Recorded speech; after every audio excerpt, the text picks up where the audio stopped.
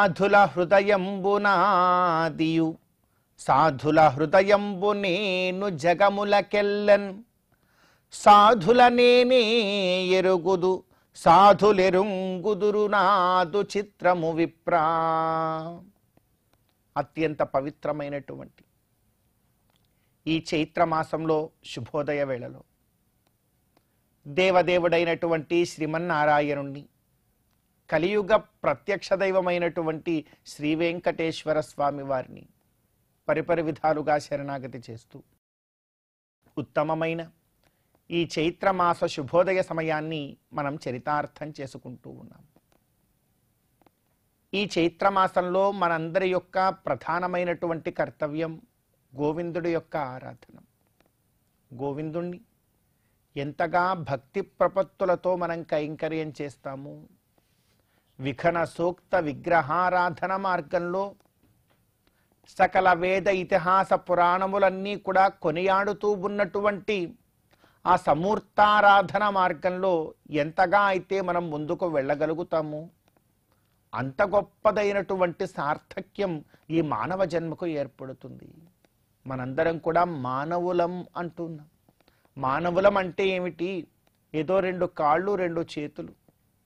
ఈ ప్రపంచంలో ఉన్న ప్రతి వస్తువును కూడా ఎలా వాడుకోవాలో తెలిసినటువంటి వాడు మానవుడా? ఇదే అర్థం లోకల్లో చెప్తూ ఉన్నారు. కానీ కాదు. మానవుడు అంటే మా అంటే వద్దు, నవ అంటే కొత్తదైనటువంటి జన్మము.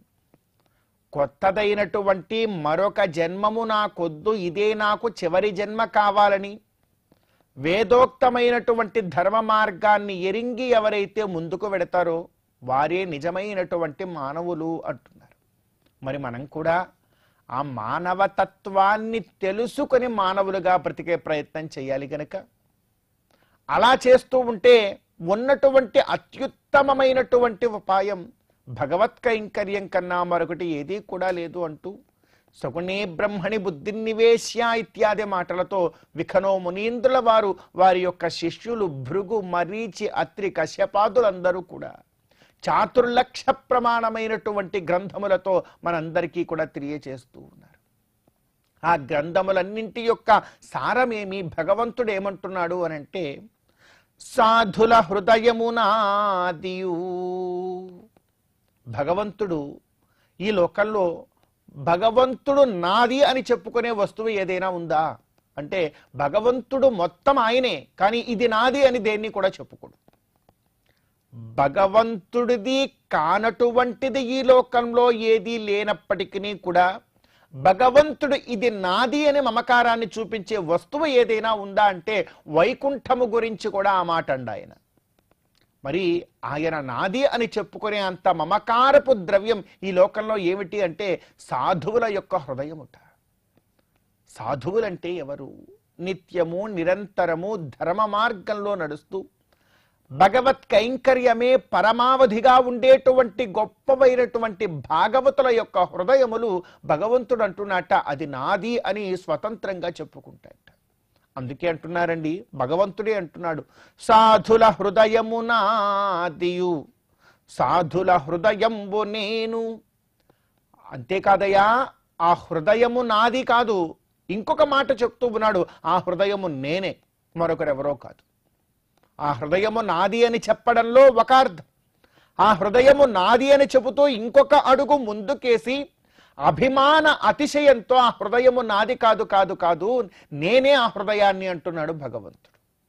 కనుక సాధుల హృదయము నాదియు సాధుల హృదయంబు నేను జగములకెల్లన్. సకల జగములన్నింటిలో కూడా ఇదే నిత్య సత్యమై ఉన్నదండి. సకల జగత్తులో ఉన్నటువంటి సకల సాధువుల యొక్క హృదయమంతా కూడా నాదే, నేనే ఆ హృదయమై ఉన్నాను అంటున్నాడు. ఇంకా చెప్తున్నాడు సాధుల నేనే ఎరుగుదు. ఆ సాధులు ఎవరు ఎక్కడ ఉంటారనేటువంటి విషయాన్ని నేను మాత్రమే తెలుసుకోగలను, ఇంకెవరికి అర్థం కాదు. వారు 100 మందిలో ఉన్నా కూడా ఎక్కడున్నారో నేను తెలుసుకోగలుగుతాను. రోజు వేలాది మంది లక్షలాది మంది నా కొండకు వచ్చి నన్ను దర్శనం చేసుకుంటూ ఉంటే వారి మధ్యలో ఎక్కడ ఏ మూల సాధువు ఏ వెనకాల ఉన్నా కూడా నేను అతన్ని చూడగలను, అతన్ని నేను ఎరుగుదును, నేను తెలుసుకోగలను అంటున్నాడు గోవిందుడు. అంతేకాదట, మరొక గొప్ప రహస్యం కూడా చెప్పాడు. ఈ సాధువులు ఎక్కడో మూల ఉన్నా కూడా భగవంతుణ్ణి తెలుసుకోగలరు. ఆ సాధువుల కన్నా ముందు ఒక 100 మంది ఉన్నా కూడా వాళ్లలో సాధుత్వము లేనప్పుడు ఎంత ముందు ఉన్నా కూడా భగవంతుణ్ణి వారు అర్థం చేసుకోలేరు, తెలుసుకోలేరు అంటున్నారు. ఆ మాట చెప్తున్నారండి.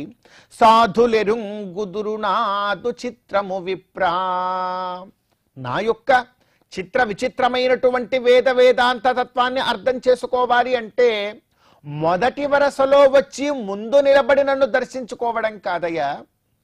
వారు ఎంత ముందు వరుసలో మొదటి వరుసలో వచ్చి నిలబడుకున్నా కూడా, నన్ను ఎంత చూసినా కూడా వారికి నేను అర్థం కాను, నా చిత్రము వారికి అర్థం కాదు.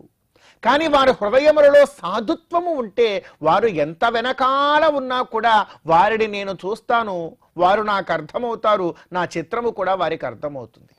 నన్ను అర్థం చేసుకోవడానికి ముందు ఉండడం కాదు ప్రధాన కారణం, వారి హృదయములో సాధుత్వము ఉండడమే ప్రధాన కారణం అంటున్నాడు భగవంతుడు కూడా. అందుకే అన్నారండి, సాధుల హృదయమునాదియు సాధుల హృదయంబు నేను జగములకెల్లన్ సాధుల నేనే ఎరుగుదు సాధులెరుంగుదురు నాదు చిత్రము విప్రా. సాధులు మాత్రమే నా యొక్క వేదాంత చిత్ర విచిత్రమైనటువంటి తత్వాన్ని అవగతం చేసుకోగలరు, వేరొకరికి ఎవ్వరికీ కూడా ఇది సాధ్యపడదు అంటున్నాడు గోవిందుడు. కాబట్టి మనం కూడా సాధువులుగా మారే ప్రయత్నం చేద్దాం. భగవత్ కైంకర్యంతో సాధుత్వము అనేటువంటి ఒకనొక విశేష గుణముతో భగవత్ కైంకర్యం చేస్తూ మన జీవితాన్ని చరితార్థం చేసుకుందాం. అలా చేస్తూ ఈ చైత్రమాస శుభోదయ సమయాన్ని మనం ఎంతో గొప్పగా చరితార్థం చేసుకుందాం.